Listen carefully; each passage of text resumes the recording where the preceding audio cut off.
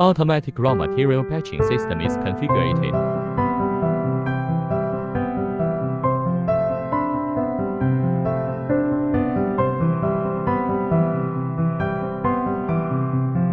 PLC touch controller system is easy to operate.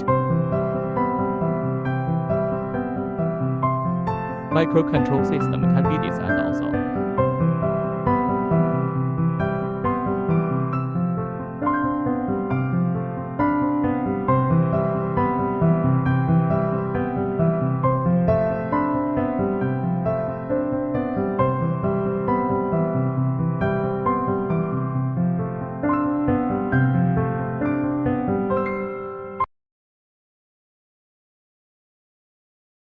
Fish feed pellet is coming out from the twin screw extruder.